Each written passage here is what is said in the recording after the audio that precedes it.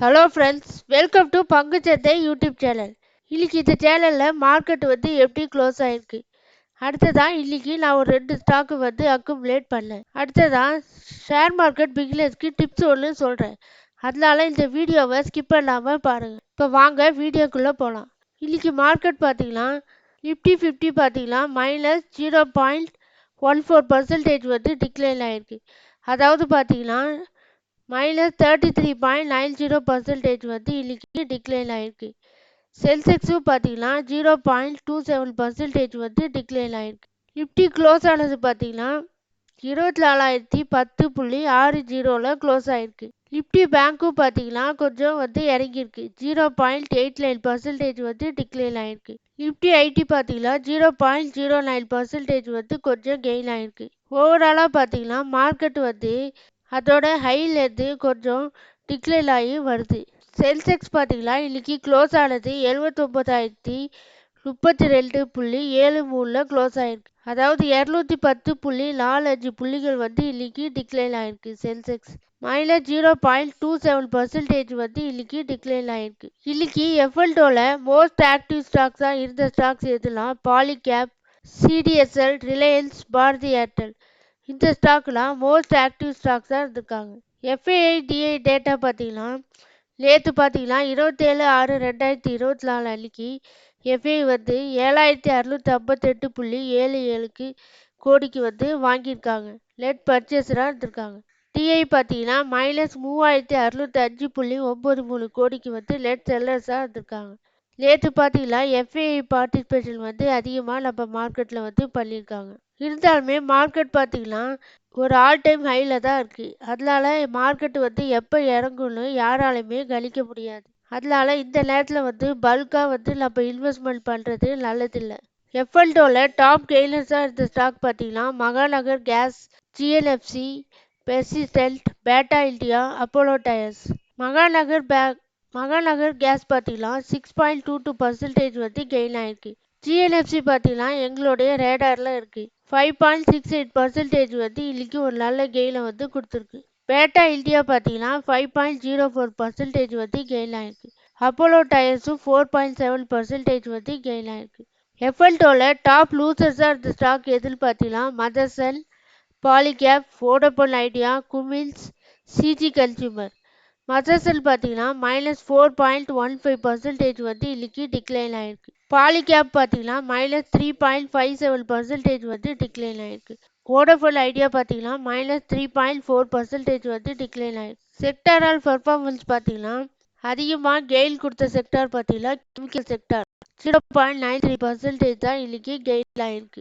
அதிகமாக டிக்ளைன் ஆன செக்டார் பார்த்தீங்கன்னா engineering and capital goods -0.65% decline ஆயிருக்கு. மார்க்கெட்டில் டாப் நியூஸாக என்ன சொல்கிறாங்க பார்த்தீங்கன்னா ரிலையன்ஸ் இண்டஸ்ட்ரீஸ் அதோட மார்க்கெட் கேபிட்டலான 21 லட்சம் கோடியை எட்டியிருக்கதா ஒரு தகவல் சொல்லியிருக்காங்க.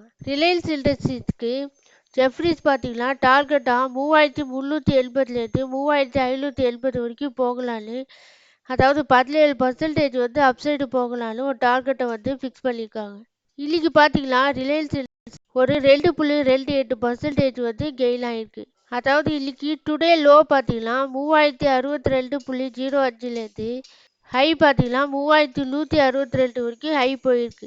ஆனால் மார்கன் ஸ்டான்லி பார்த்தீங்கன்னா ரிலையன்ஸுக்கு ஓவர் வெயிட் கொடுத்து 3,046 வரைக்கும் போகலான்னு அந்த ஸ்டாக்கோட ப்ரைஸ் டார்கெட்டை ஃபிக்ஸ் பண்ணியிருக்காங்க.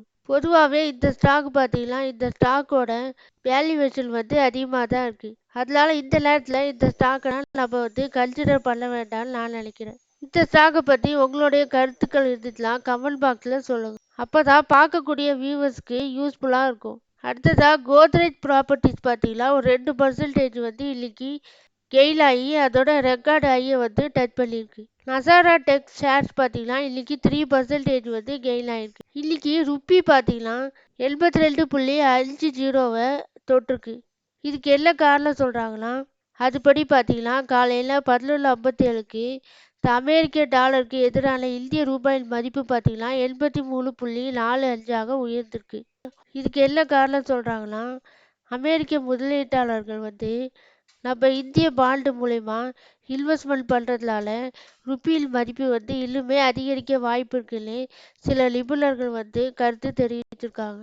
அதுபடி பார்த்தீங்கன்னா காலையில் 11:57 மணிக்கு பார்த்தீங்கன்னா டாலருக்கு எதிரான ரூபாயின் மதிப்பு 83.45 இருந்தது. அடுத்ததா நான் இன்னைக்கு ஒரு ஸ்டாக் அக்குமுலேட் பண்ணேன். அது என்ன ஸ்டாக்னா Rashtriya chemicals and fertilizer limited. இந்த ஸ்டாக்கு ஸ்விங் ட்ரேடிங்காக நான் அக்குமுலேட் பண்ணியிருக்கேன். இந்த ஸ்டாக்கு பார்த்தீங்கன்னா நான் செல் பண்ணதுலேருந்து ஒரு 15% கீழே இறங்கி இருந்துச்சு. அதனால இந்த ஸ்டாக்கை நான் கன்சிடர் பண்ணேன். இந்த ஸ்டாக்கு ஸ்விங் ட்ரேடிங்க்கு அக்குமுலேட் பண்ணலாம்னு நான் நினைக்கிறேன். இந்த ஸ்டாக்கோட ஃபண்டமெண்டல் அனலிசிஸ் பற்றி நான் டீட்டெயிலாக வீடியோ ஒன்று போட்டிருக்கேன். இந்த வீடியோவோட லிங்கை வேணா டிஸ்கிரிப்ஷன் பாக்ஸில் தரேன், பார்க்காதவங்க பார்த்து செக் பண்ணிக்கோங்க. இந்த ஸ்டாக்கோட ஃபண்டமெண்டல்ஸுமே முன்னாடியே அனலைஸ் பண்ணியாச்சு. இருந்தாலுமே இந்த ஸ்டாக்கோட ஃபண்டமெண்டல்ஸ் ஓவராலாக பார்க்கலாம். ராஷ்டிரியா கெமிக்கல்ஸ் ஃபெர்டிலைசர் ஸ்டாக் பார்த்தீங்கன்னா பிஇ வேல்யூவேஷன் 54.63 இருக்கு. கொஞ்சம் அதிகமாக தான் இருக்கு.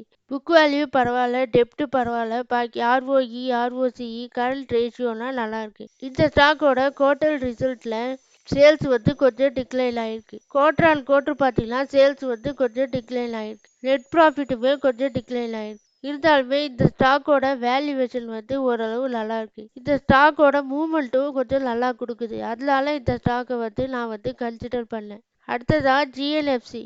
இந்த ஸ்டாக்குமே இந்த ரேட்ல இருந்து நீங்க வாங்குனீங்கன்னா ஒரு 10% வரைக்கும் ஏற வாய்ப்பு இருக்கு. எதனால சொல்றேன்னா இந்த ஸ்டாக்கோட வேல்யூவேஷன் நல்லா இருக்கு. இந்த ஸ்டாக்கோட வேல்யூவேஷனில் நம்ம பிஎஸ்ல கம்பேர் பண்ணி பார்க்கலாம். வேல்யூவேஷன் பார்த்தீங்கன்னா மற்ற ஸ்டாக்கோட கம்பேர் பண்ணும்போது நமக்கு டிஸ்கவுண்ட் ப்ரைஸில் தான் கிடைக்குது. 21.56 இருக்கு பிஇ. ப்ரைஸ் டு சேல்ஸுமே நல்லா இருக்கு. 1.32 இருக்கு. ஃப்ரீ கேஷ் ஃப்ளோ கொஞ்சம் கம்மியாக இருக்கு. புக் வேல்யூமே நல்லா இருக்கு. மற்ற ஸ்டாக்கோட கம்பேர் பண்ணும்போது டிஸ்கவுண்ட் ப்ரைஸ்ல தான் நமக்கு கிடைக்குது. டெப்டும் இல்லை. இந்த ஸ்டாக்கோட வேல்யூவேஷனும் நமக்கு நல்லா இருக்கு. அதனால இந்த ஸ்டாக்குமே இந்த ப்ரைஸ்ல இருந்து வாங்கினாலும் நமக்கு ஒரு 10% வரைக்கும் கெயின் ஆக வாய்ப்பு இருக்கு. இந்த ஸ்டாக்கோட ஐ பார்த்தீங்கன்னா 815. இப்போ ட்ரேட் ஆகக்கூடிய ப்ரைஸ் பார்த்தீங்கன்னா 711. இந்த ஸ்டாக்குமே இன்னுமே மூவ்மெண்ட் ஆக நிறைய வாய்ப்பு இருக்கு. இந்த ஸ்டாக்கை பற்றிலாம் உங்களுடைய கருத்துக்கள் இருந்துச்சுன்னா கமெண்ட் பாக்ஸில் சொல்லுங்கள். அடுத்ததா ஷேர் மார்க்கெட் பிகினர்ஸ்க்கு டிப்ஸ் ஒன்று சொல்கிறேன். அது என்ன டிப்ஸ்னால் பொதுவாகவே நிறைய பேர் மியூச்சுவல் ஃபண்டில் இன்வெஸ்ட்மெண்ட் பண்ணுறாங்க. மியூச்சுவல் ஃபண்டில் எதுக்கு இன்வெஸ்ட்மெண்ட் பண்ணுறாங்கன்னா அவங்களே எல்லா வேலையும் பார்த்துப்பாங்க. அது என்ன பண்ணுவாங்கன்னா இப்போ ஷேர் மார்க்கெட்டில் நம்மளே இப்போ ஒரு ஷேரை அனலைஸ் பண்ணி வாங்கணும். அதில் எப்படின்னா ஒரு ஃபண்ட் மேனேஜர் இருப்பாங்க. அவங்கக்கிட்ட சில அமௌண்ட்டை நம்ம கொடுத்தோம்னா அவங்களே ஸ்டாக்கை அனலைஸ் பண்ணி அந்த நேரத்தில் எந்த ஸ்டாக் டவுனில் இருக்குன்னு பார்த்துட்டு அனலைஸ் பண்ணி அந்த ஸ்டாக்கில் இன்வெஸ்ட்மெண்ட் பண்ணுவாங்க. ஆனால் அந்த மியூச்சுவல் ஃபண்டில் என்ன நடக்குதுன்னு நமக்கு தெரியாது. ரீசெண்டாக பார்த்தீங்கன்னா நிறைய மியூச்சுவல் ஃபண்டில் ஃப்ராடு நடக்கிறதா செய்தி வந்துட்டுருக்கு. அதனால நான் என்ன சொல்லிக்கிறேன்னா ஷேர் மார்க்கெட் பிகினர்ஸுக்கெலாம் பொதுவாக மியூச்சுவல் ஃபண்டில் இன்வெஸ்ட்மெண்ட் பண்ணுறதை தவிர்த்துட்டு நம்மளே ஓனாக ஸ்டாக்கை அனலைஸ் பண்ணி டிமேட் அக்கௌண்ட் ஓப்பன் பண்ணி நம்மளே ஒரு ஸ்டாக்கை வாங்கி விற்கிறது தான் நல்லதுன்னு நான் சொல்லிக்கிறேன். எல்லாரும் டிஸ்க்ளைமரை பார்த்துக்கோங்க. நான் இந்த வீடியோவில் சொல்லப்பட்ட செய்திகள்லாம் உங்களுக்கு பயனுள்ளதாக இருந்துச்சுன்னா எங்களுடைய வீடியோவுக்கு லைக் பண்ணி சப்ஸ்கிரைப் பண்ணுங்க. நான் இந்த வீடியோவில் சொல்லப்பட்ட ஷேர்ஸ் எல்லாமே ஒரு எஜுகேஷன் பர்பஸுக்காக தான் சொல்கிறோம். நீங்கள் எதாவது ஷேரில் இன்வெஸ்ட்மெண்ட் பண்ணணுன்னா உங்களுடைய ஃபினான்ஷியல் அட்வைசரையோ இல்லைனா நீங்களே ஓனாக அனலைஸ் பண்ணி ஒரு ஸ்டாக்கில் இன்வெஸ்ட்மெண்ட் பண்ணுங்கள். நன்றி, வணக்கம்.